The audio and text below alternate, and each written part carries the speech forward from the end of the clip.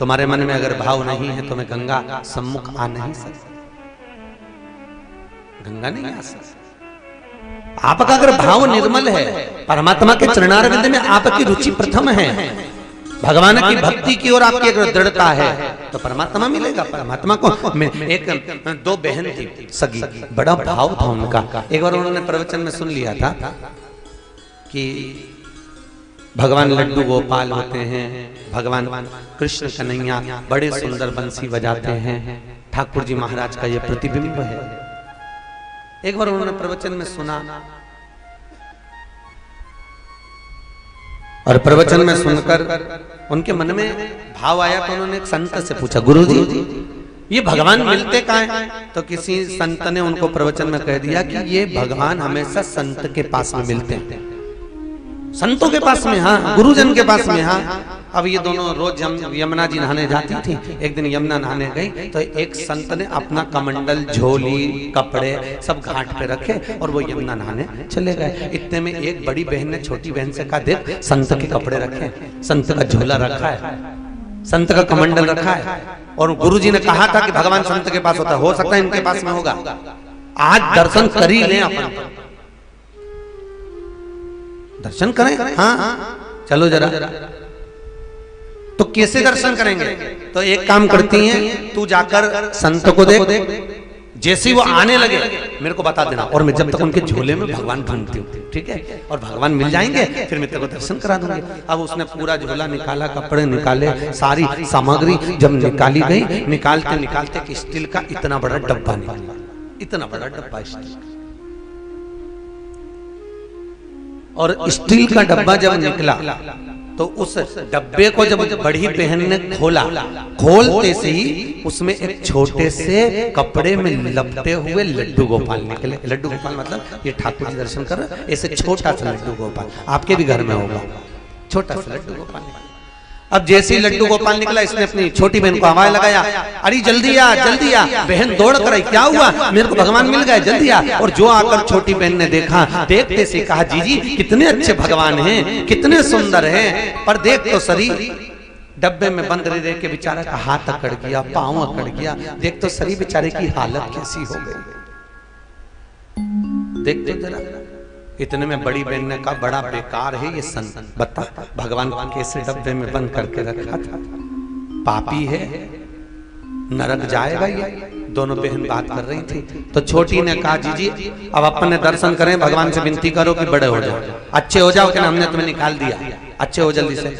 दोनों बहन का भाव इतना शुद्ध था कि यमुना के घाट पर दोनों हाथ जोड़कर कहती हैं, ठाकुर जी अब तुम सीधे हो जाओ, तुम्हारे हाथ पर सीधे कर लो, तुम डब्बे से बाहर निकल गए, ठीक हो जाओ। इतने में तो पीतल की मूर्ति ने हाथ भी सीधा कर लिया, पांव भी सीधा कर लिया। दोनों ने भोग लगाया, पूजन करी। इतने में बड़ी बहन ने कहा, जल्दी जाकर देख संत तो नहीं आ रहा। और छोटी बहन जो घाट पर गई दौड़ के आके बोली, अरे जीजी वो तो आ गया, बुढ़ा आ गया, अरे जीजी बुढ़ा आ गया, जैसी का बुढ़ा आ गया, अब जीजी के जल्दी पैक कर। अब जैसी भगवान को डब्बे में घुसेड़े तो घुसे ही नहीं। अब वो भगवान बड़े हो गए क्योंकि पांव हाथ सब लंबे कर दिए उन्होंने, अब लंबे कर दिए, डब्बे में जाए, अब डब्बे में जाए नहीं तो छोटी बहन के जीजी बड़े फंसे अपन तो, अरे वो संत आएगा ना अपने को कूटेगा मारेगा, क्या करें अब जीजी के क्या करें। इतने में छोटी बहन ने पांव धोक लगाई, नाक रगड़ी, अरे भगवान तुम तो जैसे थे डब्बे में फंसे थे वापिस तुम वापिस फंस जाओ। अब भगवान तो भगवान भाव के भूखे थे, भगवान ने वापिस हाथ पेड़ टेढ़े करे और टेढ़े करके भगवान वापिस डब्बे के अंदर फंस गए, वापिस डब्बे के अंदर। देखो दुनिया के लोग उसको मंदिर में ढूंढते हैं, दुनिया के लोग उसको ना जाने कहां कहां ढूंढते हैं, पर तुलसी बाबा कहते हैं, निर्मल मन सो मोहि बाबा, मोहि छल छिद्र कपट ना बाबा। अगर भाव शुद्ध हो, निर्मलता का अगर भाव है,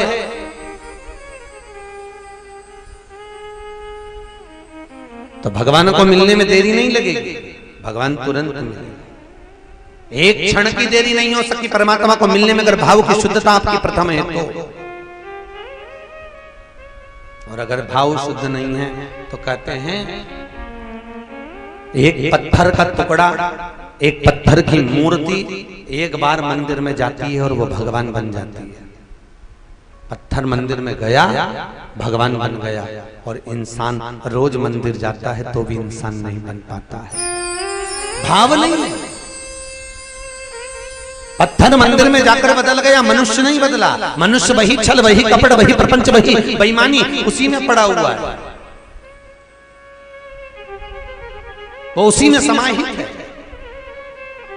वो देख नहीं पाता। उसको पाने का तरीका हो महाराज। हम रोज प्रतिदिन भगवान को भोग लगाते हैं। लगाते हो आप लोग? अरे बोलो तो। भोजन करने से पहले जब थाली सामने आती है तो हाथ जोड़ते हो भगवान के? काहे के लिए जोड़ते हो? कि हे भगवान पहले तुम पालो फिर हम पालो। पर कभी आपके मन में आया कि हमने थाली तो लगाई भगवान के लिए, हाथ भी जोड़े भगवान के, पर भगवान ने जीमा तो है नहीं। एक दिन तुम्हारे मन में ये भाव प्रकट होना चाहिए कि आज मेरे भगवान को मैंने बुलाया तो आया क्यों नहीं, प्रकट क्यों नहीं हुआ, सम्मुख में क्यों नहीं आया। अगर वो आता तो जीम कर जाता, और जीम कर जाता तो मैं पाता। और महाराज अगर भाव निर्मल है तो दुर्योधन के मेवा त्यागे, साग भी दूर घर खाई, सबसे ऊंची प्रेम सगाई। अगर भाव निर्मल हो तो भगवान विदुरानी के घर पर पहुंच जाते हैं। विदुरानी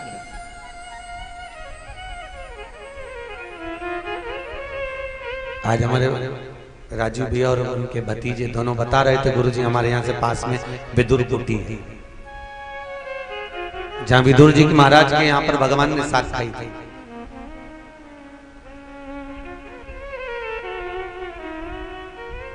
निमंत्रण था दुर्योधन के घर का। किसके घर का था? दुर्योधन के घर का। निमंत्रण दुर्योधन के घर का था। और पहुंच कहां गए? विदुर जी। और विदुर जी महाराज से विदुरानी, विदुर जी की पत्नी रोज पूछती थी, बड़ी धर्मात्मा थी, बड़ी पुण्यात्मा थी।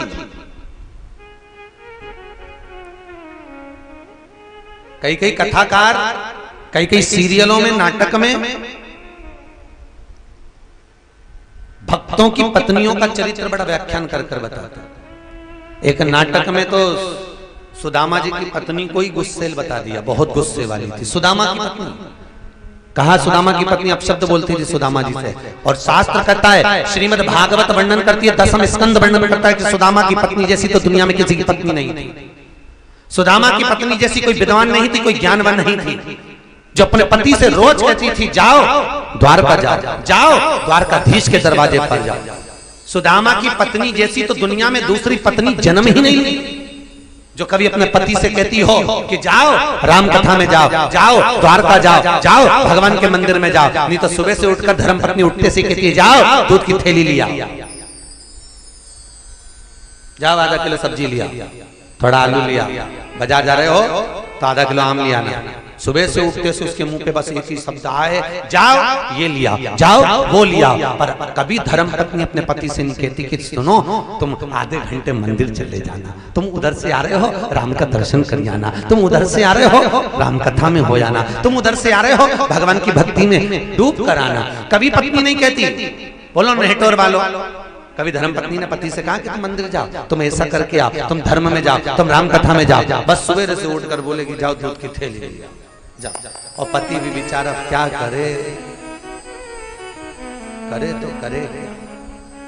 सबसे पहली रोटी किसकी बनती है? जम के बोलो, गाय की। आखिरी रोटी किसकी बनती है? कुत्ता की।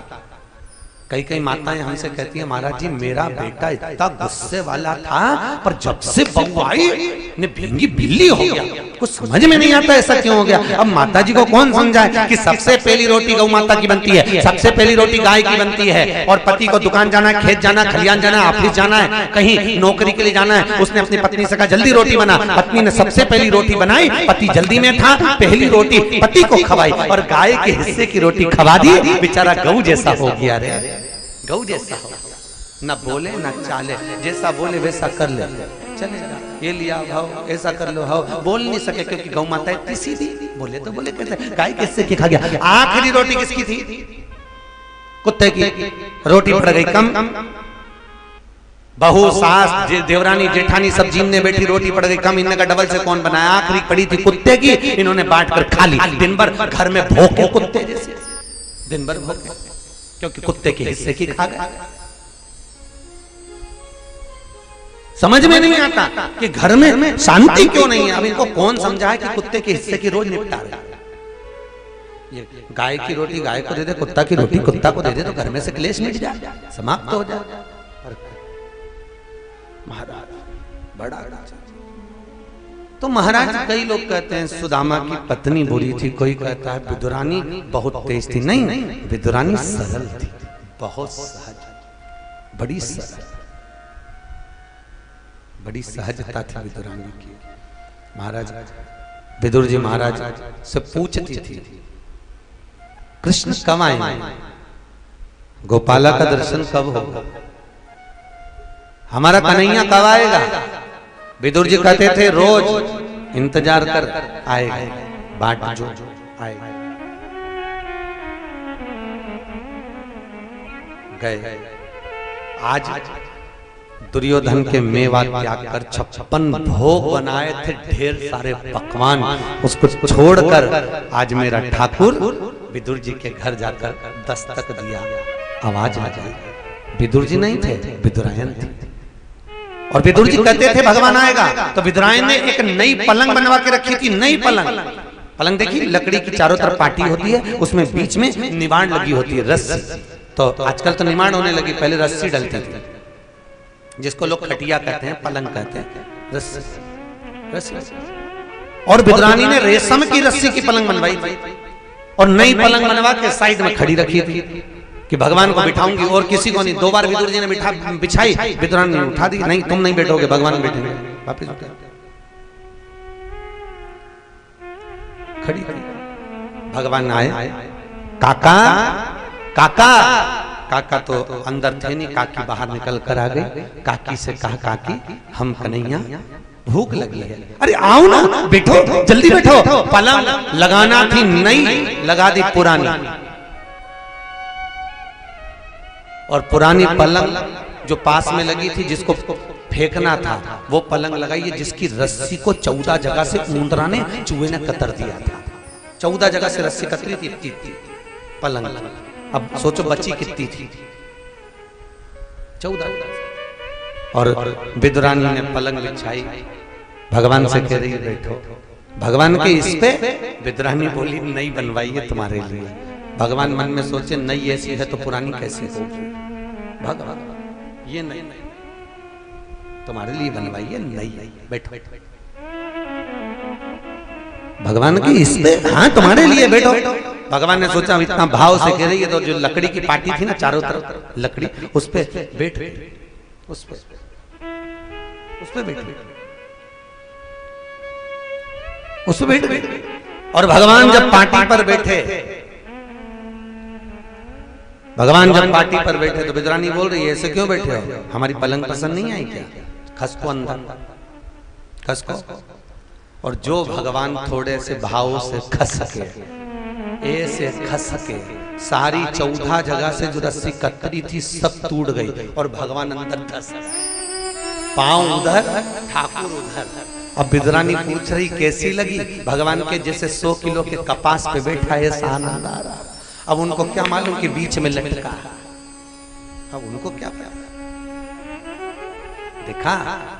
मैं पहले ही बोल रही थी आपको कि आराम से बैठो, कब से बोला मैंने क्या आराम से बैठो।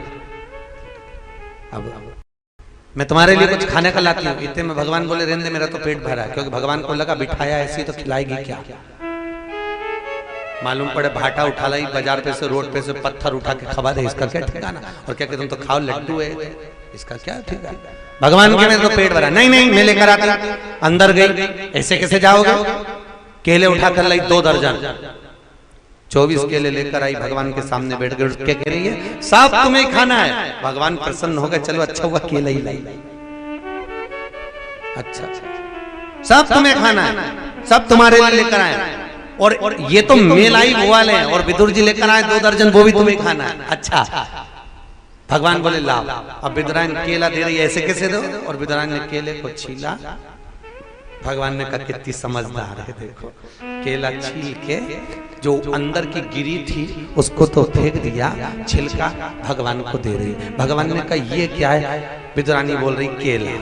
तो भगवान बोले जो नीचे फेंका वो क्या है? तो क्या छिलका, वो छिलका जो नीचे फेंका वो छिलका है, जो दे रही हूं वो केला। भगवान बोले तुम्हारे यहाँ ऐसे ही खाते हैं? तो विदुरानी बोली कि तुम्हारे द्वारका में क्या अलग तरह का खाते हैं? छिलका छिलका खा ले। भगवान को देती जा रही है, भगवान खाते जा रहे हैं। 3-4 छिलके जांग पे रख दिए भगवान की, और कह रही है 2 दर्जन और रखे, सब तुम्हें खाना, सब तुम्हें खाना है। तो भगवान ने बात ही बात में पूछ लिया, सब हम खा जाएंगे तो तुम दोनों क्या खाओगे? विदुरानी बोली जो नीचे पड़ा है वो हम खा लेंगे, जो नीचे पड़ा है वो हम खा। भाव निर्मल था महाराज, और निर्मल मन सो मोहि पावा, मोहि छल छिद्र कपट न भावा। मुझे मन अगर शुद्ध है, भाव अगर निर्मल है, तो परमात्मा को मिलने में देरी नहीं लगती, परमात्मा तुरंत मिल जाता है। केवल आपके भाव की शुद्धता का भाव होना चाहिए, केवल निर्मल स्वभाव होना चाहिए। आप भगवान को लड्डू दो, पेड़ा दो, खूब दो, परंतु भगवान कहते हैं मुझे इससे मतलब नहीं, कभी भाव से तो बोल, कभी भाव से तो रिझा ले, मैं तेरे सम्मुख में आ जाऊं, तेरे सम्मुख है। परमात्मा मिलता कहाँ नहीं मिलेगा। शबरी के घर पहुंचा था,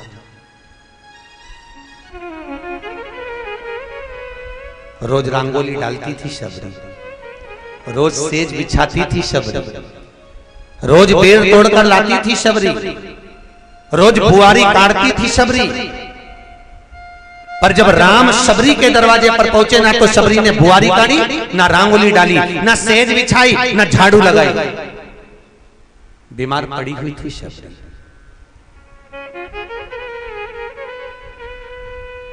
तन शिथिल था, और भगवान पहुंच गए थे।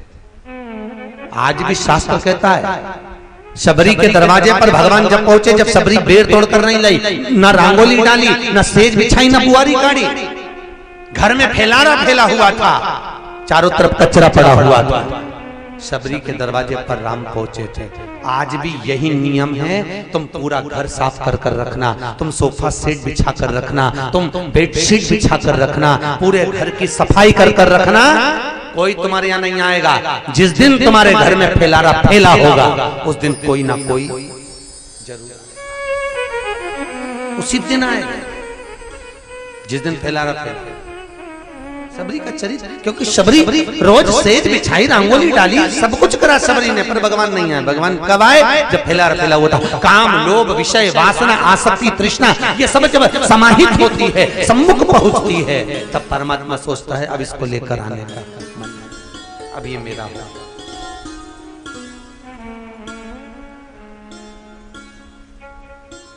इसलिए मुख में हो राम नाम, राम सेवा हाथ में, तू अकेला नहीं प्यारे, राम तेरे साथ।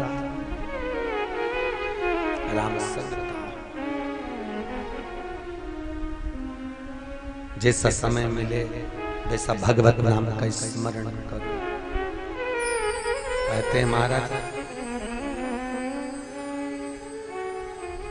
हम रोज रंगोली डाले पर भगवान ना आवे, पर एक बार मन में भाव की शुद्धता हो, मन अगर साफ हो, तो परमात्मा को मिलने में देरी नहीं लगती, देरी नहीं लगती।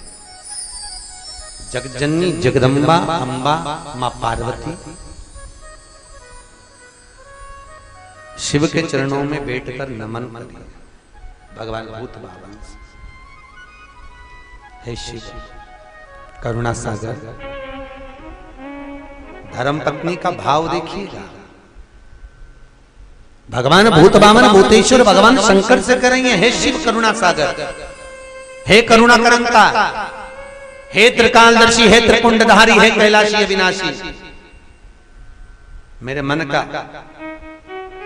संशय मिटाकर मुझे वो कथा श्रवण करा दो जिस कथा के लिए मेरा बार बार जन्म हो रहा है। मैं बार बार जन्म ले रही हूं, फिर जाती हूं, फिर आती हूं।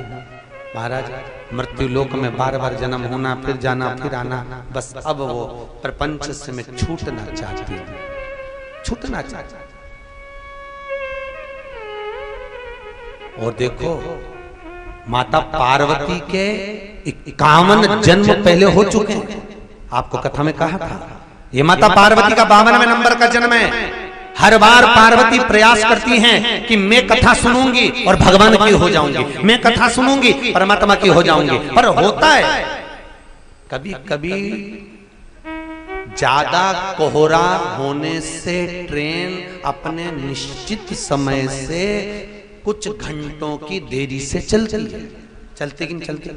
आप लोग कभी बिजनौर गए होंगे रेलवे स्टेशन, तो आपको कहीं जाना होगा तो वहां पर बोलते हैं ट्रेन अपने निश्चित समय से 2 घंटे की देरी से चल रही है। 2 घंटे से 2.5 घंटा हो गया, 2.5 घंटे से 3 घंटा हो गया, 3 घंटे से 3.5 घंटा हो गई, 3.5 से 4 घंटा हो गई। क्यों? तो अपने मन में आया कहीं धुंध होगा, कहीं पानी गिर रहा होगा, इसलिए ट्रेन अपने निश्चित समय से देरी से चल रही है। उसी तरह मनुष्य का शरीर, मानव की देह भी बस उसी तरह से है। ये मन, ये चित्त, ये वृत्ति, ये भी ऐसी ही है। इसको भी समय पर भगवान के चरणों में पहुंचना है। पर काम, लोभ, विषय, वासना की इतनी धुंध जमी होती है कि ये भी मन भी निश्चित समय से देरी से भगवान के चरणों में पहुंचता है। निश्चित आसक्तियां इतनी भरी हुई हैं, तृष्णा इतनी भरी हुई है, लोभ, वासना, इतना काम भरा हुआ है कि निश्चित समय से ये मन भी देरी से चल रहा है। परंतु पार्वती जी ने अब विचार कर लिया, अब विचार कि अब समय नहीं गवाऊंगा, कोई अच्छा समय।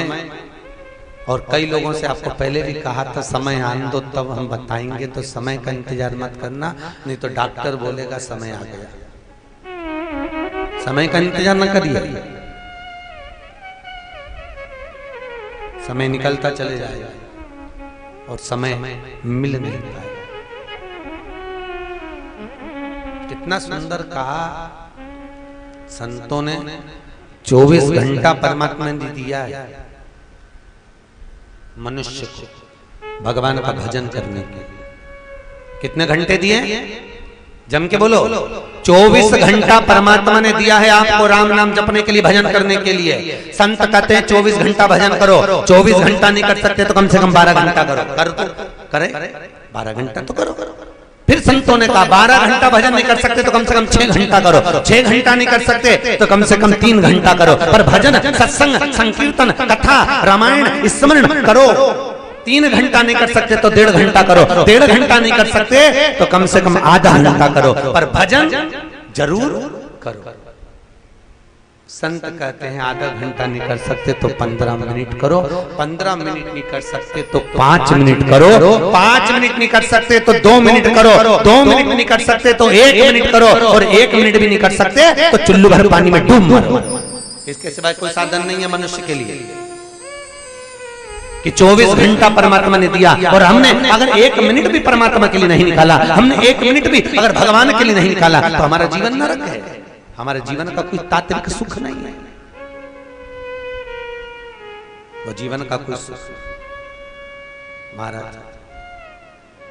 इसलिए पार्वती महारानी निश्चित समय जानकर चली है महारानी कि पार्वती भल अवसर जानी, पार्वती भल अवसर जानी, पार्वती भल अवसर जानी, पार्वती भल अवसर जानी। गई शंभु कहीं मातु भवानी, गई शंभु जग मातु भवानी। श्री राम जय राम जय जय रामा, श्री राम जय राम जय जय राम। ओ श्री राम जय राम जय जय राम। श्री राम जय राम जय जय राम। माता पार्वती शुभ अवसर जानकर अच्छा समय देखकर माता पार्वती जगतजननी जगदम्बा अम्बा भवानी माँ भगवान शंकर के पास में जाकर बैठी हैं महाराज, भगवान शिव के पास। दुनिया में ऐसी जोड़ी भी बहुत कम मिलती है ऐसा। किसके जैसे? अरे बोलो जम के, शंकर और पार्वती जैसे। खूब सुंदर जोड़ी, खूब अलमस्त, अपनी मस्ती में रहने वाली।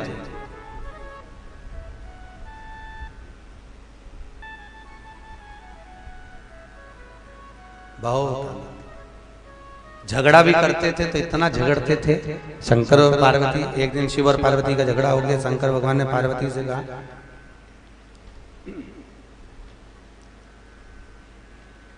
तुम्हारे पिताजी में तो एक रत्ती के लक्षण नहीं है। अच्छा, किसी स्त्री को उसके बाप के नाम से अगर बखान दो तो गुस्सा बहुत आता है। तुम्हारे पिताजी में रत्ती भर की अकल नहीं, बुद्धि नहीं है। पार्वती जी बोली, मेरे पिताजी ने क्या बिगाड़ा? रोटी बना रही थी, भोजन। मेरे पिता ने क्या बिगाड़ा तुम्हारा जो मेरे पिताजी को अपशब्द कर रहे हो? अरे तुम्हारे पिता में इतनी अकल नहीं, बेटी को ब्याह रहे हैं, कम से कम कन्यादान में कुछ तो देना था। इतना धन भरा हुआ था हिमालय राज की नगरी में, सोना चांदी अंबर पीतांबर वस्त्र आभूषण रत्न कितने थे, एक जरा सा सामान नहीं दिया। पार्वती जी भी रोटी बनाते बनाते बोली, देने को तो सब कुछ दे देता, तुम्हारे घर में जगह थी? शंकर भगवान रोटी खाते खाते उठ के चले गए। इससे मुंह मिलाना आफत मोल लेना, देने को तो दे देता। तुम्हारे घर में जगह थी, वो तो तैयार थे देने के लिए। हिमालय राज क्या नहीं देते, सब देते।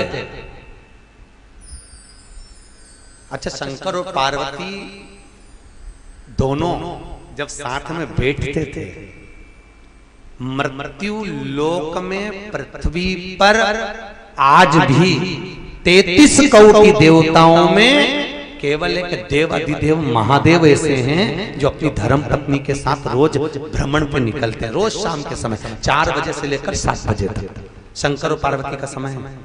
कितनी बजे? 4 से 7। इसलिए हमारे यहाँ कहते हैं पीपल के वृक्ष की परिक्रमा शाम को नहीं होती। इसलिए हमारे यहाँ कहते हैं शाम के समय देहली पर नहीं बैठना चाहिए, शाम के समय दरवाजे पर नहीं बैठना चाहिए। शाम को 4 बजे से लेकर 7 बजे तक भगवान शंकर अपनी पार्वती के साथ प्रतिदिन भ्रमण पे निकलते, और ये दोनों भ्रमण पे निकलते और लक्ष्मी जी इनको देख देख के कुड़ती, अंदर की अंदर जलती रहती। देखो चल दिए, दोनों बैठे और चल दिए। 2-3 बार लक्ष्मी जी ने भगवान विष्णु से भी कहा, पर भगवान विष्णु से कहा पर मन भगवान विष्णु ने एक शब्द नहीं कहा, एक शब्द भगवान विष्णु नहीं बोले। अब एक दिन लक्ष्मी जी ने भगवान नारायण से आखिर रोक कर कह दिया, प्रभु। भगवान बोले, बोलो, देखो जरा। वो रोज प्रतिदिन शाम के समय घूमने निकल जाते हैं, और एक तुम कभी हमको कहीं लेके ही नहीं जाते। भगवान नारायण बोले, चल तू अब भी उठ, अभी उठ, चल चल। लक्ष्मी जी बोली, अरे तैयार हो गए।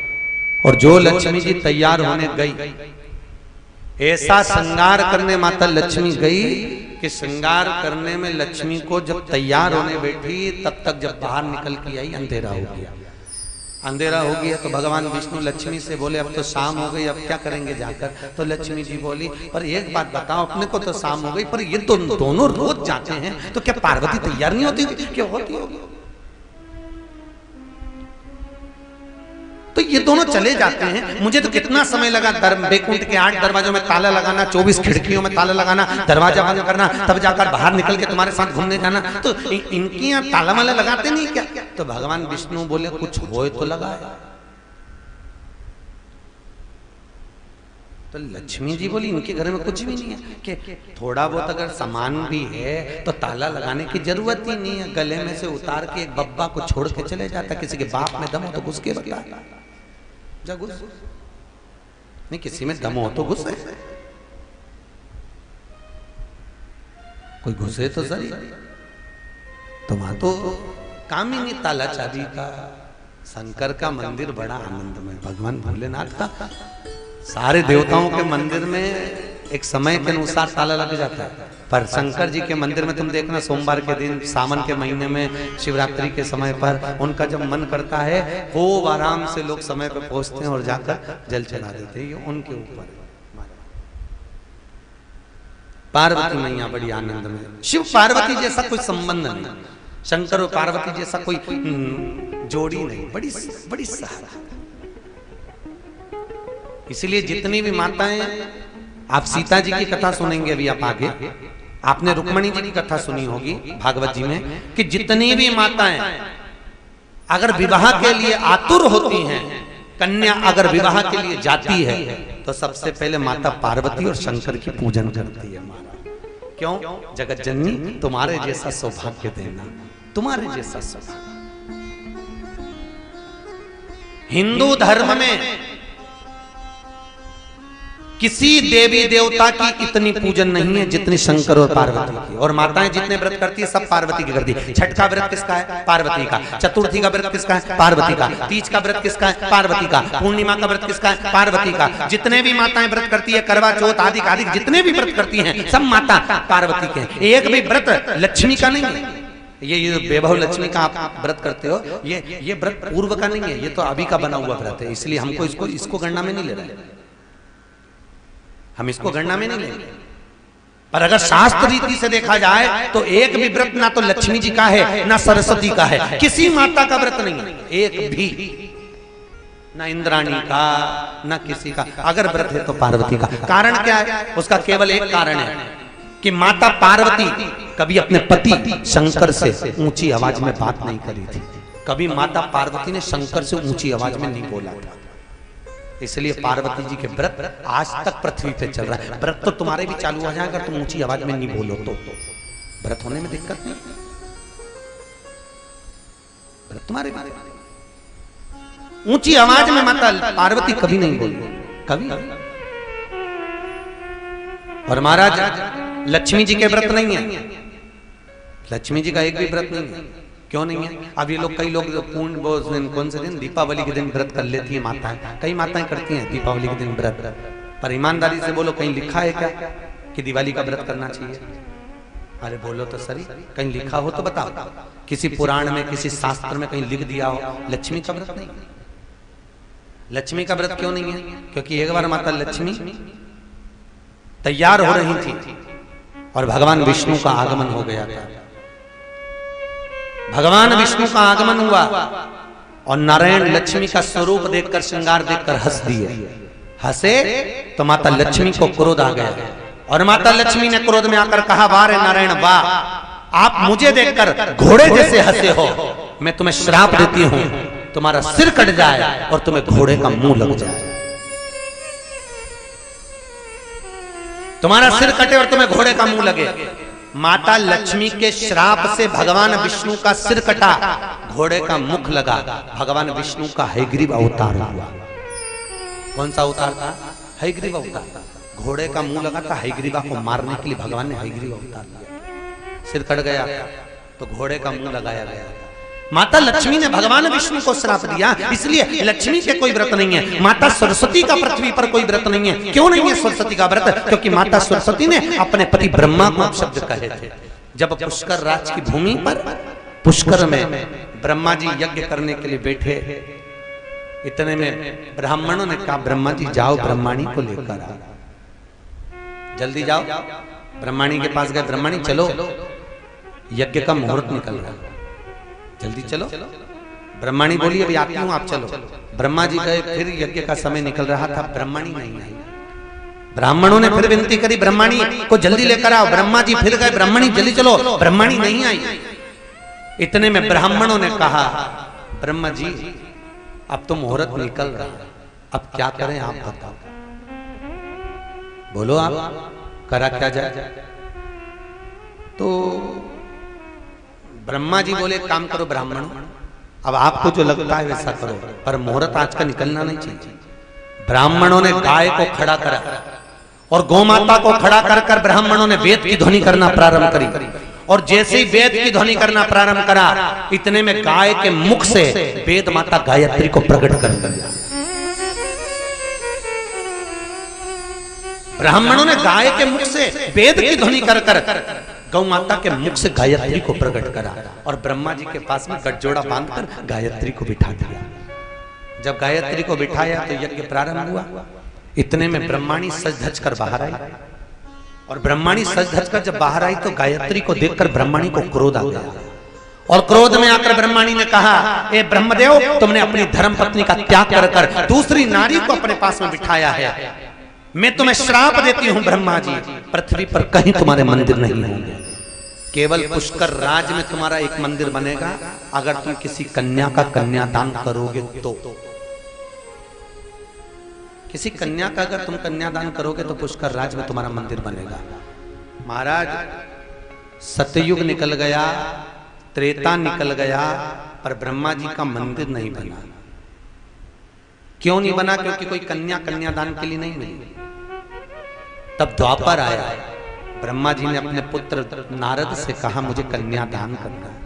नारद जी ने कहा, पिताजी इतनी सी बात, अभी व्यवस्था करता हूं। देव ऋषि नारद गए भांडिर वन में, जहां पर राधा अपने भाई मनसुखा को भोजन देने के लिए गई थी, और उस समय पर भगवान कृष्ण खेल रहे थे, छोटी सी अवस्था थी।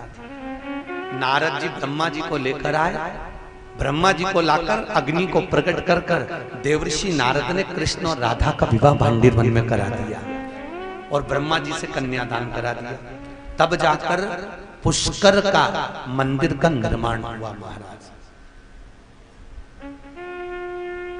देखो, राधा और कृष्ण के इस विवाह को केवल ब्रह्मा जी जानते हैं, नारद जी जानते हैं, और राधा कृष्ण जानते हैं। इसके सिवा इस विवाह को कोई नहीं जानता। नहीं तो अगर चरित्र उठाकर देखोगे ना भागवत जी का, या अन्य चरित्र पढ़ोगे, राधा वल्लभी पढ़ोगे या चरित्र पढ़ोगे, तो भगवान कृष्ण की 16,108 रानियां थी, पर उसमें राधा का नाम नहीं है। 16,108 रानियों में राधा का नाम नहीं है, क्योंकि एक बार राधा जी ने भगवान कृष्ण से पूछा था, कन्हैया मैं कहां कहां पर हूं? भगवान कृष्ण ने कहा था, राधा तू मेरे नस नस में, तू रोम रोम में, तू धड़कनों में, तू श्वास में, तू मेरे शरीर में, हर जगह पर विराजमान है, हर जगह पर बैठी हुई है। फिर राधा ने पूछा था, कृष्ण मैं कहां नहीं हूं? भगवान कृष्ण ने कहा था, राधा तू मेरी किस्मत में नहीं है, तू हर जगह पर है, पर मेरे भाग्य में नहीं। और राधा अगर भगवान कृष्ण की किस्मत में होती तो 16,108 रानी में राधा का नाम होता, पर राधा के पति में कृष्ण का नाम नहीं है, और कृष्ण भगवान की धर्म पत्नियों में राधा का नाम नहीं। राधा के पति कौन थे? अरे बोलो, जम के बोलो, आप ही तो बोले थे नटोर में बहुत भागवत है, बोलो जल्दी से। राधा जी के पति का नाम क्या था? क्या नाम था राधा जी के पति का? अनय घोष। क्या नाम था? अनय घोष। राधा की सास का नाम था जटिला, ननन का नाम था कुटिला, राधा की ससुराल थी ग्राम छाता। राधा कौन से गांव की थी? जम के बोलो, कौन से गांव की? बरसाने। पक्के में राधा वहीं की थी? नहीं, राधा का जन्म स्थल कहाँ था? राधा का गांव कौन सा था? बरसाने में तो राधा जी के पिताजी की कचेरी थी, ब्रजभानु जी की, जहां पर राधा वर्ष में एक बार जाती थी होली खेलने के लिए, उसका नाम है बरसाना, वर्ष में एक बार आना। वर्ष में एक बार राधा वहां जाती थी, उसका नाम बरसाना। राधा जी के गांव का नाम था रावल। कौन से गांव की थी राधा? रावल की, रावल की रहने वाली। महाराज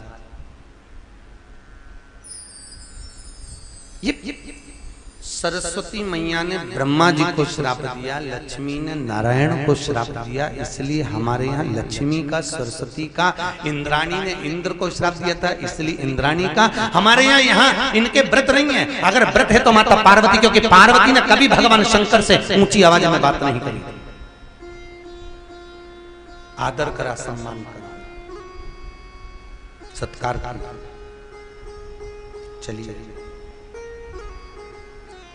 भगवान शंकर के पास बैठकर कह रही है कि मुझे अब राम की कथा अब नहीं छोड़ूंगी, अब समय भी नहीं देखना मुझे कि किस समय पर बैठकर मैं कथा का रसपान कर रही हूँ, किस समय पर बैठकर मैं कथा को सुनने के लिए बैठ रही हूँ, मुझे मुहूर्त भी नहीं निकालना। और इसलिए हमारा हिंदू धर्म कहता है सत्कर्म के लिए, कथा सत्संग के लिए, भगवत नाम भजन के लिए कोई मुहूर्त देखने की जरूरत नहीं है साहब। जब तुम्हारा मन करे तब कथा करिए, तब आनंद करिए।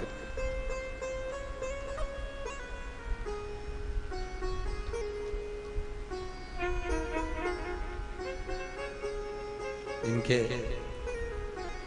यजमान परिवार में से श्री राजीव जी की बेटी मम्मी पापा को फोन कर कर बोलती है, पापा कथा ऐसे टाइम पर रखी है, हमें आ नहीं सकती, गर्भावस्था है, डॉक्टर ने बेड रेस्ट बोला है, नहीं है सकते। तो माता पिता कहते हैं, बेटा हमने तो कथा 8-9 महीने पहले बुक करी थी, हमको क्या मालूम था कि तुमको संतान का समय रहेगा। ये तो प्रभु की कृपा है, राम जी की, इसलिए जो मुहूर्त निकल गया, समय मिल गया, वैसा कथा चल चल। कथा का कोई मुहूर्त नहीं, सत्संग का कोई समय नहीं, क्योंकि मृत्यु किसी भी पल, किसी भी घड़ी, किसी भी समय आ सकती है। उसी तरह राम कृष्ण भजन कीर्तन नाम जाप का कोई समय नहीं होता। जब मन हो तब बैठ जाओ, जब मन हो, जब तुम्हारी बुद्धि चित्त में भगवान समाहित हो जाना है। किस घड़ी में, किस मुहूर्त में जपना है उससे कोई मतलब नहीं, हमें तो केवल भगवत भजन करना है, समय की कोई निश्चितता ना हो। जपो, आते राम कहो, जाते राम कहो, सुबह और शाम कहो, जब फुर्सत मिल जाए तब राम जपो। बहुत सीधा साधा सा नाम है भगवान का, बिल्कुल सीधा सहज सरल।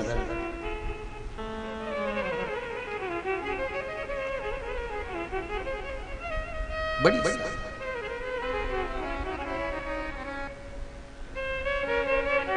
निवेदन करा। शंकर भगवान बोले हैं, पार्वती तुमने बहुत अच्छा किया, बहुत अच्छा, इतना श्रेष्ठ कर्म किया है आपने, बहुत अच्छा किया। जो आपने भगवान की कथा का रसास्वादन करने का भाव प्रकट किया, बहुत अच्छा। पार्वती, जिस कथा को आप सुनना चाहती हो, ये वही कथा आप बार बार जन्म ली थी, बार बार मृत्यु को प्राप्त हुई थी। ये वो कथा है जो जीवन का सुख प्रदान कर देती, जीवन का, जो जीवन के तात्विक सुख को देने वाली,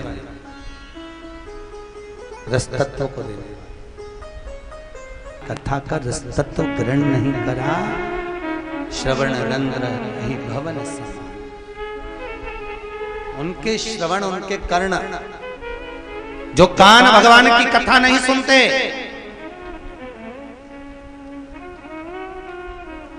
जिनको भगवान की कथा में रुचि नहीं लगती, कानों को मन नहीं लगता, वो कान नहीं है, वो सांप जिस बिल में रहता है उसका केवल बिल है, उसमें से सांप निकलता चले जाता। सांप मतलब निंदा का प्रतीक हो गया, बुराई।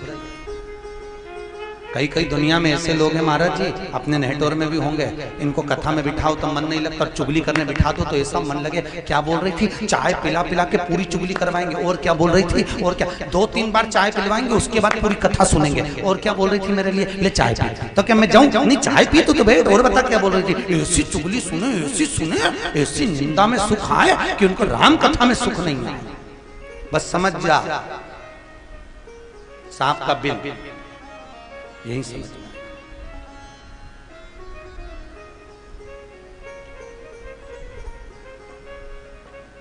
अरे भाई,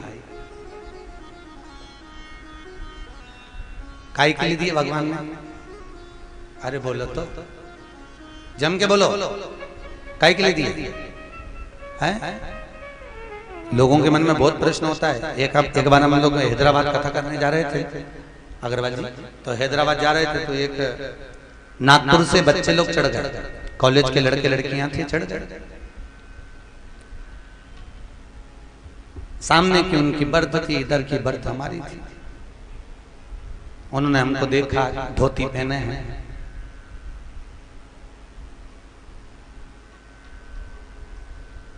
कहां जा रहे हो महाराज जी? हमने कहा हैदराबाद। अच्छा, आप कथा करते हैं? हमने कहा। लड़के थे, छोरियां भी साथ में थी। आप कथा करते हैं? हमने कहा। आप करते हैं? हमने कहा नहीं, कथा करने वाले के सींग होते हैं। हम कहा नहीं महाराज आपको बुरा लग गया। हमने कहा बुरा लगने की कोई बात ही नहीं, बोलो क्या बात है, क्या चाहते क्या? एक प्रश्न है, आप उत्तर देंगे? हमने कहा बोलो क्या प्रश्न है, उत्तर होगा तो हम जरूर देंगे। प्रश्न बोलिए। महाराज जी प्रश्न केवल इतना है, भगवान ने पांव दो दिए, हाथ दो दिए, नयन दो दिए, नासिका के छिद्र दो दिए, कर्ण दो दिए, तो भगवान ने अगर कान दो दिए थे तो सुनाई तो ये दो छेदों से देता है, फिर भगवान ने ये काहे को बनाया? हमने कहा इतना सा प्रश्न है तेरे प्रोफेसर से पूछना जिस कॉलेज में तू पढ़ता है। नहीं महाराज आप हमारे प्रश्न का उत्तर दो कि भगवान ने ये क्यों बनाया, सुनाई तो इन दो छेदों से देता है, तो इसकी क्या जरूरत है? तो मैंने कहा इतनी सी बात तो तू अपने प्रोफेसर से पूछ ले जिस कॉलेज में। नहीं आप उत्तर दो। इतनी सी बात तो तू पापा मम्मी से पूछ ले। नहीं आप बताओ ना कि भगवान ने सुनाई तो दो छेदों से देता है, तो भगवान ने ये क्यों बनाया? हमने कहा इतना सा प्रश्न है, भगवान ने क्यों बनाया? भगवान का एक नाम चतुर नारायण, उनको मालूम है जब तेरा बुढ़ापा आएगा तो चश्मे का स्टैंड कहां से लाएगा, इसलिए भगवान स्टैंड देके पैदा करा, यहाँ चश्मा रख लेना। कई गुरु जी जय श्री कृष्ण। हमने कहा चलो हैदराबाद कथा सुन लेना। कई गुरु जी रहन तो बहुत सुन ली। क्या सुन? भगवान ने जो जो देकर पैदा करा है, भगवान ने जिस जिस इंद्रियों को बनाया है, नयन बनाए, श्रवण शक्ति बनाई, महाराज उसका उपयोग करिए। केवल सांप के बिल जैसा उसको पटक कर नहीं, भजन चित्त मिला, उसको दान। भगवान कह रहा है पार्वती जिन कानों ने कथा नहीं सुनी वो सांप के बिल की तरह, जो केवल निंदा चुगली सुनने के लिए। और इसी इंद्रिय को अगर बोल दिया जाए नयन को कि थोड़ी देर कि नैना नीचा कर ले शाम से क्यों नैन मिलाए री, नैना नीचा कर ले।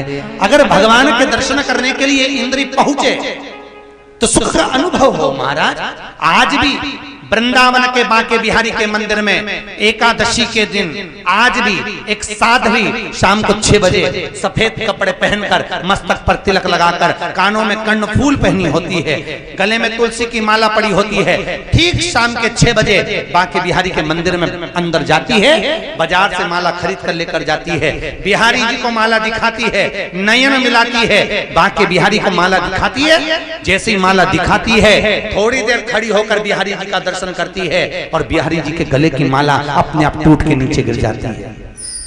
और ये सन्यासन माला को वापस अपने गले में पहनकर वापस आश्रम चली जाती है। प्रतिदिन कुछ तो नयन मिलाने में होगा, कुछ तो ठाकुर जी से नयन मिलाए होगा।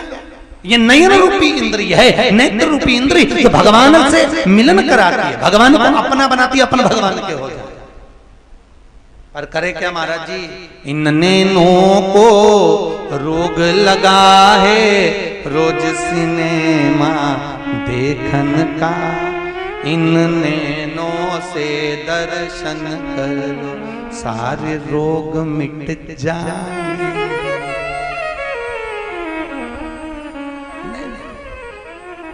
बहुत सारी बीमारी हैं लोगों को आज के जमाने में, बहुत। एक बीमारी लोगों को है शुगर की। काय की बीमारी? अरे बोलो तो जम के। पहले होती थी क्या शुगर की बीमारी? जम के बोलो दीदी, होती थी पहले बीमारी? पहले शुगर की बीमारी नहीं होती थी, पर आज के समय में शुगर की बीमारी बहुत ज्यादा हो रही है। कारण एक ही है, प्रत्येक मनुष्य के शरीर में शुगर होती है कि नहीं? डॉक्टर को चेक कराना, हर मनुष्य के शरीर में शुगर होती है। बस अंतर इतना है, पहले के लोग उस शुगर को जो शरीर में होती थी, मात्रा बढ़ती थी तो वो अपनी जिह्वा से शुगर को बाहर निकालते थे। इतना मीठा बोलते थे, इतना मीठा बोलते थे कि शुगर लेवल में रहती थी। आज के जमाने में लोग मीठा बोल नहीं पाते तो शुगर बाहर नहीं निकलती। जिसकी शुगर बाहर नहीं निकलती उसकी शुगर ब्लड में चली जाती है, ब्लड में गई कि शुगर की बीमारी हो गई। बस बीमारी होने का कारण ही केवल इतना है कि शुगर को लेवल में रखना है तो मीठा बोलना चालू करो। आप मीठा बोलो, शुगर लेवल में आ जाएगा। बीपी और शुगर बढ़ते कब? बोलो बोलो, कब बढ़ते? डॉक्टर भी कहता है थोड़ा शांत रहो, डॉक्टर भी कहता है थोड़ा अच्छा रहो, शांति से रहो, प्रेम से रहो, थोड़ा आराम करो। जैसे ही आपने पलंग पे आराम करा, बोतल लगा के उसने छोड़ दिया, आराम करते हो, शुगर लेवल में जाए। उसका कारण इतना सा है कि तुम्हारा बीपी जब बढ़ता है, जब तुम्हारी शुगर जब बढ़ती है, जब तुम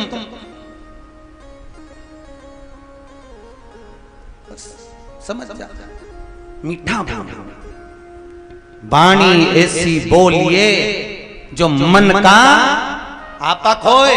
पर आज के जमाने में वाणी ऐसी बोलिए जो जम के झगड़ा होए, पर उससे मत बोलिए जो तुमसे तगड़ा हो, उससे ना बोलो। प्रेम की वाणी बोलना चाहिए, बोलने में कमी नहीं। एक राजा ने एक महल बनाया, बड़ा सुंदर महल है, तो अच्छा बनाया महाराज, पर दरवाजा छोटा रख दिया। इतने में राजा ने कहा तो दरवाजा छोटा रख दिया तो उससे होना क्या? इतने में सेठ जी ने कहा नहीं महाराज, तुमने दरवाजा छोटा रख दिया, जब तुम मरोगे तो तुम्हारी अर्थी कैसे निकलेगी? इतने में राजा को तो गुस्सा आ गया, बता हमारे मकान का तो मुहूर्त और ये मेरी अर्थी निकाल रहा है। राजा ने दूतों को बुलाया, बंद करो उसको, जेल में डालो, जेल में डालो इसको।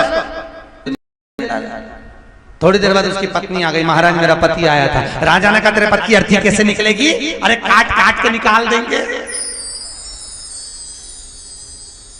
राजा के तो और चक्कर आ गया ना, बापड़ा चक्कर खाई नीचे गिर गया। चक्कर खा के नीचे गिरा, दूतों ने उठाया, राजा ने ताली बजा के बुलाया, बंद करो इसको भी ले जाके, बंद करो, मेरे टुकड़े कर रही है, बंद करो इसको भी ले जाके बंद करा। थोड़ी देर बाद बेटा आ गया, महाराज मेरे माता पिता आए थे। राजा ने कहा तेरे पिताजी को बोलने के लक्षण नहीं, क्या के महल अच्छा बनाया, दरवाजा छोटा रख दिया, जब तू मरेगा तो तेरी अर्थी कैसे निकलेगी? और तेरी माँ बोले काट काट के निकाल देंगे। इतने में लड़का बोला महाराज ना तो मेरे बाप को बोलना आता है ना मेरी माँ को बोलना आता है, उनको क्या करना, अर्थी कैसे निकालेंगे? राजा को अंदर ही जला देंगे। राजा तो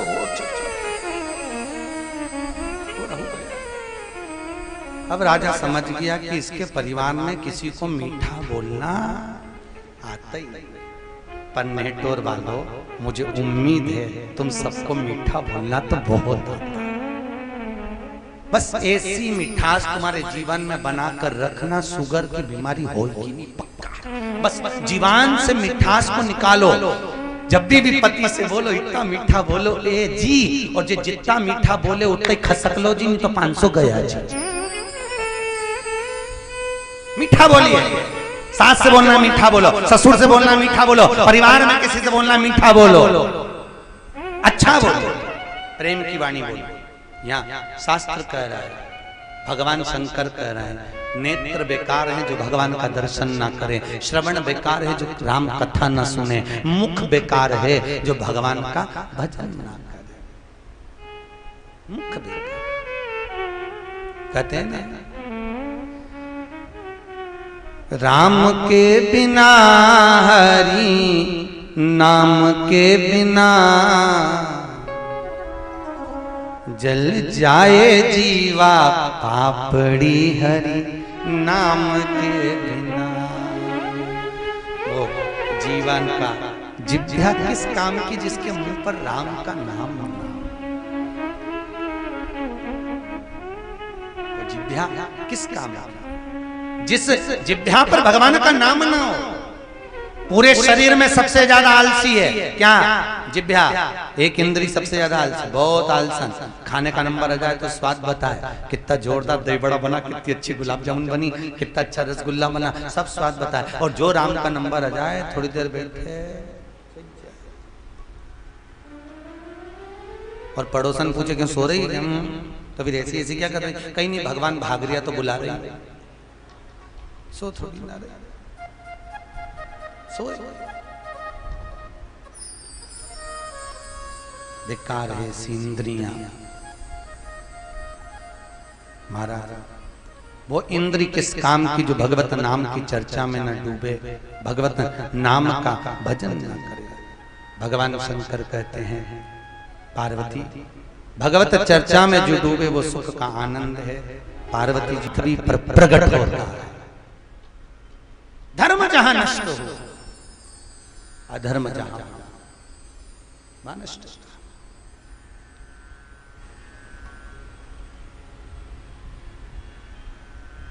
भागवत जी सुनी है? अरे बोलो तो जम के, कितनी बार सुनी? नहीं पूछूंगा कुछ नहीं, तुम तो बस बता दो सुनी है। बिल्कुल पूछूंगा नहीं, बस तुम तो बोलो सुनी ना। कितनी बार सुनी? सुनी 8 बार तो सुनी, 5-6 बार 10 बार सुनी, ठीक है। पूछ लूं एक बार? अच्छा नहीं पूछूं, चलो जाने दो। ये बताओ, भगवान युद्ध का मैदान छोड़कर भागे थे मथुरा से, नाम पड़ गया था रण छोड़, पीछे पीछे भागा था काल्यावन। कौन भागा था? काल्यावन।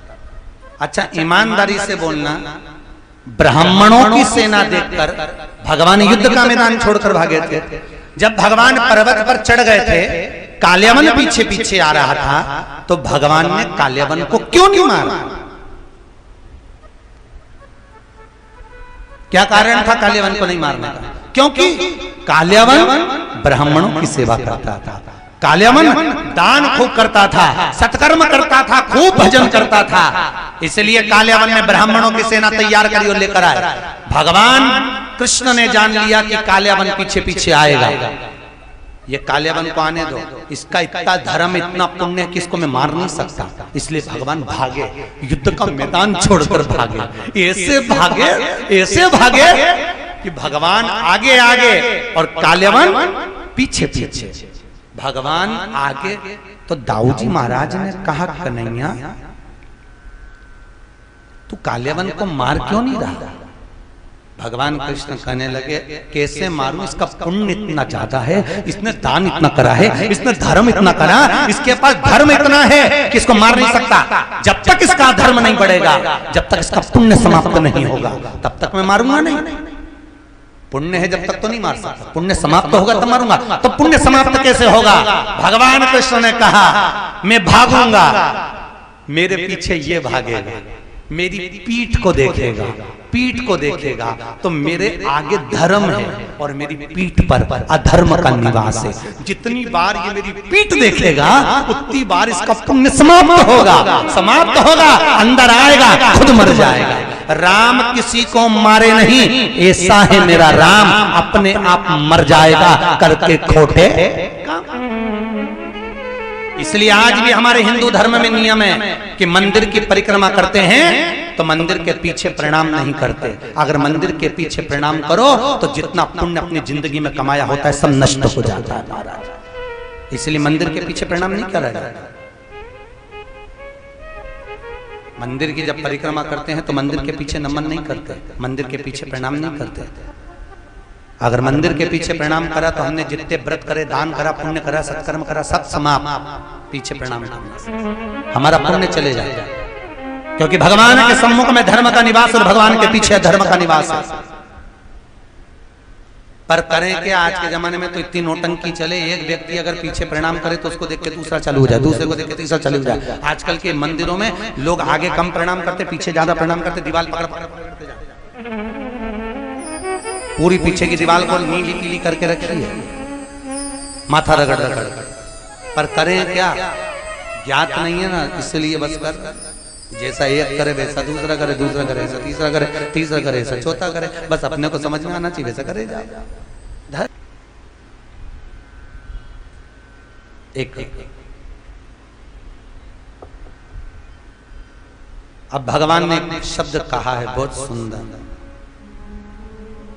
कि जन्म एक दुई कयहु बखानी, सावधान सुनो सुमत भवानी। सावधान होकर सुनिएगा, भगवान के प्रकट होने के कारण क्या है, क्यों प्रकट? हर एक चीज के पीछे कारण है। अगर आपको ठोकर लगी है तो उसके पीछे कारण है। अगर आपको पति अच्छा मिला है उसके पीछे कारण है। आपको धर्म पत्नी अच्छी मिली उसके पीछे कारण है। हर एक बात के पीछे कारण है। महाराज, कोई ने अगर आपका रुपया खा लिया है उसके पीछे भी कारण है कि पूर्व में आपने उसका कुछ लिया होगा, आज वो आपका लिया। कोई कारण। एक बात बताओ, करोड़ों लोग रहते हैं पृथ्वी पर, अरे बोलो सही है कि गलत है? करोड़ों लोगों में से आपको पति यही क्यों मिला और पति को पत्नी यही क्यों मिली? इतने करोड़ों लोगों में से भगवान ने छाट कर तुम्हारे लिए इसी को क्यों रखा था? उसका कारण केवल इतना था, ये आपका आज का संबंध नहीं, ये पूर्व का संबंध होगा। हमारे राजीव जी बोल रहे थे, गुरुजी सब दूर इतने सारे हमारे आसपास में भी बहुत सारे कथाकार हैं, बहुत सारे लोगों से मिलना होता है, पर आप ही हमारे यहाँ कथा करने क्यों आए? तो राजीव जी ये आज का संबंध नहीं होगा, हो सकता है पूर्व का। आपने हमारे यहाँ भोजन किया होगा, इसलिए भगवान ने कहा 9 दिन जाकर आपके यहाँ का भोजन आप करिए, हिसाब बराबर होगा। हिसाब। और इतने सारे नेहटोर वालों में आप ही कथा में क्यों पहुंचे? सोचो जरा, इतने नेहटोर के लोग तो आप ही क्यों पहुंचे? उसका कारण केवल इतना, आपका संबंध कुछ राम जी से होगा, कुछ संबंध। पूरी दुनिया को छोड़ के तुम्हें सास यही क्यों मिली, ससुर यही क्यों मिला? पूरी दुनिया को छोड़कर पति ये क्यों मिला, पत्नी क्यों मिली? उसका संबंध वो देखा जाता है पूर्व का। अच्छी करनी करो रे भैया, कर्म न करियो काला रे, लाख आंख से देख रहा है तुझे देखने वाला। बड़ी प्रसन्नता में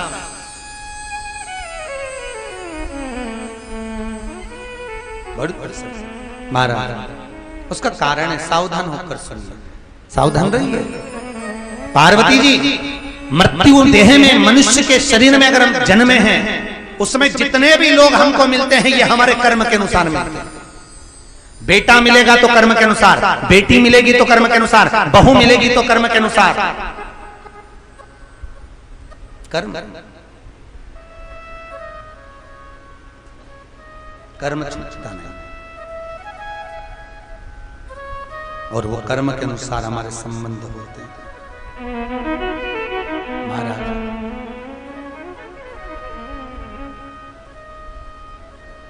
आज जय विजय ने उनको रोक दिया। कहां जा रहे हो? महाराज, अंदर दर्शन करना है, प्रभु से मिलना, जा नहीं सकते। रोका।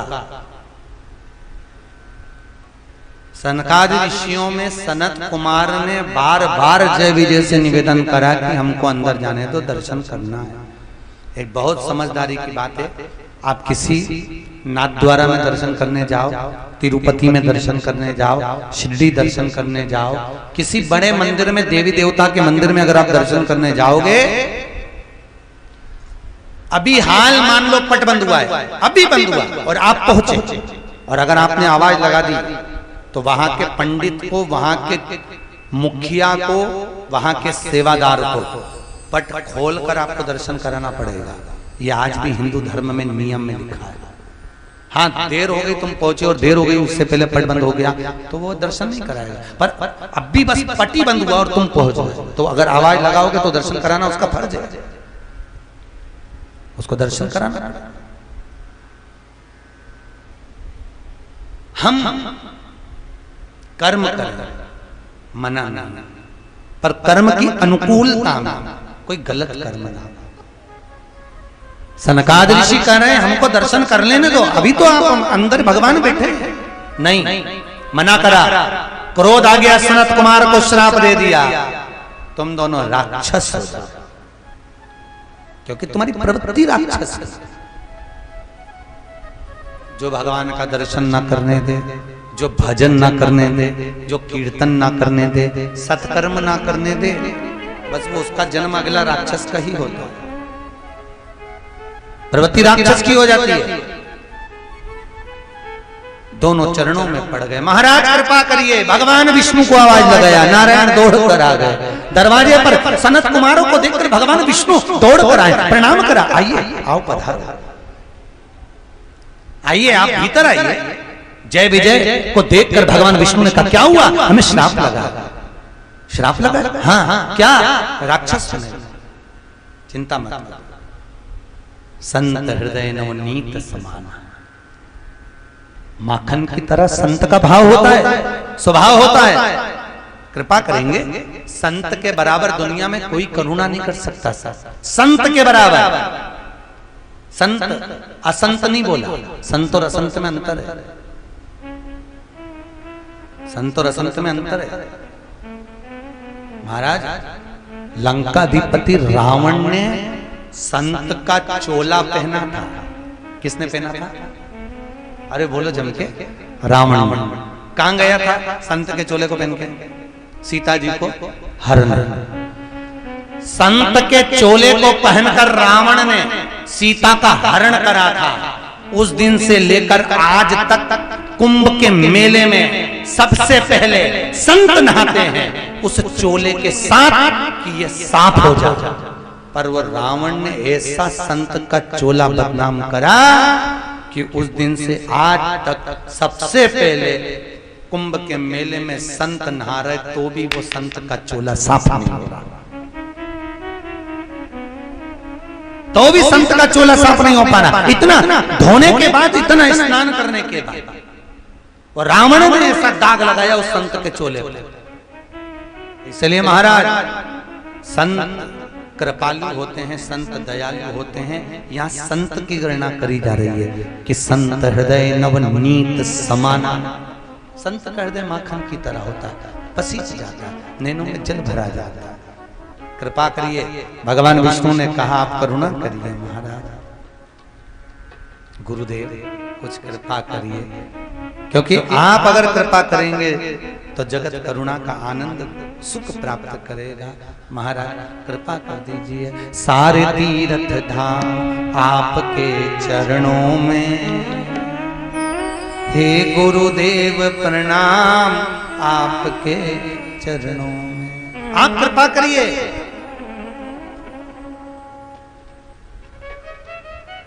हे गुरु ब्रह्मा, हे गुरु विष्णु, महाराज सर्वस्व आप में समाया हुआ है, सर्वस्व आपके भीतर समाया है।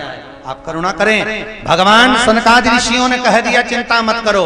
अगर भगवान को वापिस अपनी गति सुधारना है, भगवान अगर प्राप्त करना है, वापिस अपने पद को पाना है, तो भजन पूजन करोगे तो 7 जन्म में पाओगे। और अगर राक्षस प्रवृत्ति से अगर क्रोध कर कर झगड़ कर भगवान को मनाओगे तो 3 जन्म में प्राप्त कर लोगे महाराज। वही जय विजय, रावण, कुंभकर्ण, वही 3 जन्म लिए। हिरण्याकशिपु, दंतवक्र शिशुपाल, रावण। बहुत अच्छी बात लिखी है। या तो इतना अच्छा काम कर लो कि अखबार में नाम आ जाए, या खून खच्चर कर लो तो अखबार में नाम आ जाए। अखबार में नाम दोनों तरह से आ रहा है, दोनों तरह से। शास्त्र करे भगवान का इतना भजन कर लो कि तार में भगवान आ जाए, या भगवान से इतना बेर कर लो कि मारने भगवान आ जाए। तारेगा तो भी बेकुंठ और मारेगा तो भी बेकुंठ, दोनों हाथ उसके। महाराज चले, राधे राधे, भगवान चले, सुख का अनुभव भगवत तत्व। दूसरा कारण सुनाया महाराज, मृत्यु लोक में एक जलंधर हुआ जिसकी धर्म पत्नी का नाम वृंदा था। भगवान नारायण ने वृंदा के सात्वित्व को दिखाया है। वृंदा ने सात्वित्व दिखते ही श्राप दे दिया है भगवान को। जब जलंधर का सिर कटकर गोदी में आकर पड़ा तो वृंदा ने श्रापित करा भगवान को, नारायण तो वृंदा हाथ में जल लेकर शरीर पर छोड़कर तुलसी का क्यारा बना। वही वृंदा तुलसी का क्यारा। भगवान को पत्थर होने का भी श्रापित करा था। शालिग्राम बनेगा, करें दर्शन शालिग्राम जी के? अरे बोलो तो शालिग्राम दर्शन करें। गंडकी नदी से प्रकट होते हैं शालिग्राम जी। शालिग्राम जी के अंदर एक कीड़ा होता है। जब आप लोग कभी शालिग्राम जी को लेने गए होंगे, गंडकी पर पहुंचे होंगे मुक्ति नारायण, तो मुक्ति नारायण में ऐसे अंगूठे में दोनों हाथ से तुलसी को दबाना पड़ता है और गंडकी नदी के अंदर हाथ को देना पड़ता है। गंडकी नदी के अंदर जब हम हाथ को देते हैं तो हाथ देते से ही तुलसी, पानी इतना ठंडा रहता है कि हाथ छूट जाता है और तुलसी बह जाती है। जैसे ही तुलसी हाथ से छूटकर थोड़ी दूर पर जाती है, हाथ में शालिग्राम जी आ जाता है। बस एक ही परेशानी है कि वो शालिग्राम जी अपने हाथ से चीन की गवर्नमेंट ले लेती है और शालिग्राम जी में एक कीड़ा होता है। वो कीड़ा तुलसी खाता है और सोना उगलता है। तो शालिग्राम जी को चीन की गवर्नमेंट लेकर उसको फोड़कर उसमें से वो कीड़ा और सोना निकाल लेती है और फिर हमको शालिग्राम जी प्रदान कर देते। शालिग्राम जी देते। शालिग्राम महाराज करें, कभी दर्शन करें शालिग्राम जी के, ओरिजिनल शालिग्राम जी के।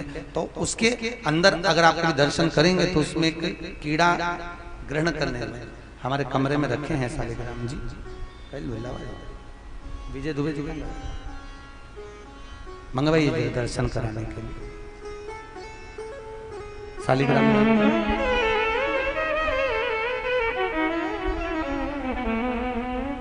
तो उसमें कीड़ा होता है जो तुलसी खाता है, परंतु वहां की गवर्नमेंट उस कीड़े को निकाल लेती है और सोने को भी निकाल लेती है। उसको तोड़कर उसमें से निकालकर फिर शालिग्राम जी हमको प्रदान करते हैं।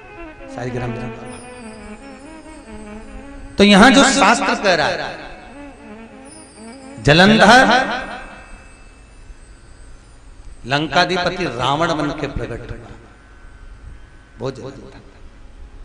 और तुमने मुझे छला है, तुम भी छले जाओगे। फिर अगला वर्णन करा महाराज। आज अगला बोल शालिग्राम भगवान की। शालिग्राम जी का ऐसा स्वरूप रहता है। भगवान शालिग्राम जी का पूरा स्वरूप, इसको वो तोड़ देते हैं।